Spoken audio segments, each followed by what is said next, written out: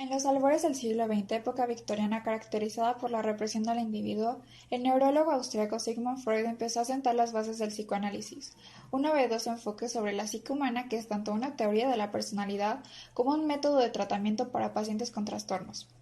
Freud nació en Freiburg, Imperio Austriaco, en el año de 1856, en el seno de una familia ucraniana de origen judío y situación económica humilde, para más tarde mudarse a Viena, donde decidió estudiar medicina. Tras trabajar con Breuer en estudios de la histeria, Freud desarrolló el método de libre asociación, donde el terapeuta asociaba palabras dichas por el paciente para llegar al origen de su trauma. Esto abrió paso para uno de los principales conceptos introducidos por Freud a la psicología por medio de una práctica que denominó psicoanálisis. El psicoanálisis es un método de investigación y por otro lado es una práctica terapéutica. Analiza la mente humana e indaga en las aflicciones para llegar a su origen y poder sanarlas. Tanto la práctica como la investigación se basan en un mismo modelo teórico descriptivo y explicativo sobre los fenómenos de la vida anímica del ser humano. El psicoanálisis es una forma de la psicología, pero no la única. Gracias a esto, Freud desarrolla lo que conocemos como tópicas freudianas, lugares psíquicos que se dividen en dos. En el punto de vista topográfico tenemos el inconsciente. Lo inconsciente son todos los contenidos inaccesibles a la conciencia y que sin embargo forman parte del pensamiento, organizados dentro de este y ajenos a la estructura de la palabra, llegando a fundirse y confundirse. Solo tenemos acceso a los contenidos del inconsciente, cuando los mismos se vuelven preconscientes, en forma de sueños, fantasías y arte. El inconsciente afecta toda nuestra vida consciente, desde nuestras preferencias musicales hasta nuestra elección de pareja.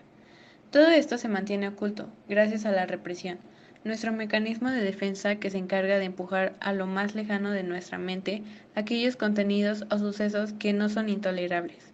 Sin embargo, estos pueden ser manifestados accidentalmente en chistes, sueños, producciones culturales o en extremos como patologías psíquicas como la histeria o la hipocondria. Seguido del inconsciente tenemos el preconsciente, donde tenemos contenidos que ingresan fácilmente al nivel consciente porque han sido olvidados transitoriamente. Este nivel está formado por sentimientos, pensamientos, fantasías, vivencias, etc., que no están presentes en la conciencia pero que pueden hacerse presentes en cualquier momento. Los contenidos que se encuentran en este nivel están allí porque de algún modo no pueden entrar en la conciencia por falta de espacio. Y por último, la conciencia, que es la más accesible del aparato psíquico. Está formada por lo que se percibe. Las representaciones conscientes son todo lo que se registra, ya sea fuera del sujeto, a través de los sentidos vista, olfato, gusto, motricidad, como también lo que pasa dentro del sujeto, recuerdos, deseos, sentimientos, emociones, etc. Por medio de la conciencia es posible conocer las cosas en forma reflexiva. El sistema consciente se maneja con el principio de realidad, en el aquí y ahora, respeta la temporalidad, se rige por leyes lógicas y se adapta al contexto. Freud también fue el encargado de darle una estructura a la mente. Esta es la segunda tópica freudiana, que consiste en el ello, el yo y el superyo. El ello.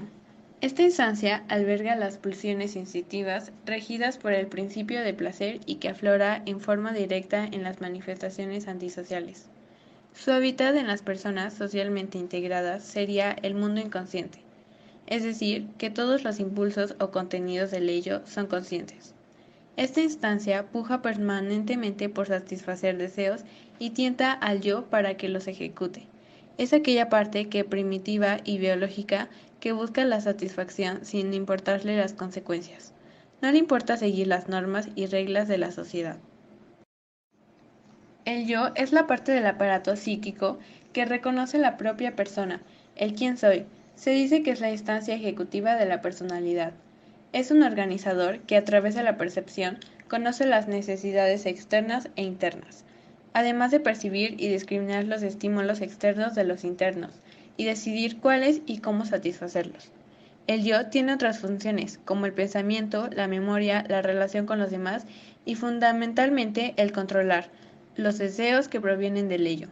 Esto lo logra mediante el uso de herramientas que se denomina mecanismos de defensa. El yo tiene una función reguladora, mediadora entre el ello, el superyo y la realidad, es decir, que se encarga de organizar los impulsos de la persona, de modo tal que estos no entren en contradicción con sus valores morales. El superyo es inconsciente. Asimila normas sociales desde la infancia y es la sede de la conciencia ética y social. Censura y castiga impulsos, aprueba actos no ves. Es la voz de la conciencia moral, producto de la internalización de las normas y valores transmitidos por aquellos que nos influencian. Refleja las normas éticas de nuestra sociedad. Su función es poner freno al ello y convertirse a veces en amigo del yo. Censura y castiga impulsos. Aprueba actos no ves. Una vez que Freud desarrolló estos conceptos, se encargó de estudiar a los sueños. Freud descubrió que los sueños transmiten contenidos inconscientes, volviéndolos preconscientes. Los sueños pueden representar de forma evidente un deseo, solo cuando la conciencia puede aceptar la existencia de ese deseo. Sin embargo, si el deseo ha sido reprimido, el mismo aparece encubierto, es decir, que es necesaria una interpretación. Es decir, que la principal fuerza motivadora para el funcionamiento del inconsciente es el placer. Por eso los pensamientos que producen dolor excesivo son reprimidos. Freud también desarrolló la teoría de que la sexualidad inicia desde nuestra primera infancia y que esta represión e incluso el nacimiento en sí nos originan los primeros traumas. El primer trauma sería el parto, ese desprendimiento de la madre y la entrada al mundo. Esto lo llama sentimiento oceánico, esa parte de nosotros que siempre busca ser la parte de un todo, explicando que esta es la razón por la que la religión existe. Al ser expulsados de un todo que es la madre, intentamos recrear el sentimiento de manera espiritual y es la razón por la cual las religiones se vuelven el consuelo a la existencia. Sin duda, la importancia de Freud recae en que sus descubrimientos han provocado en la vida de las personas, en la manera de entender el deseo humano y el sufrimiento. Han impactado todas las áreas de la cultura, dejando artistas cautivados con su visión del hombre. Freud es el padre del psicoanálisis.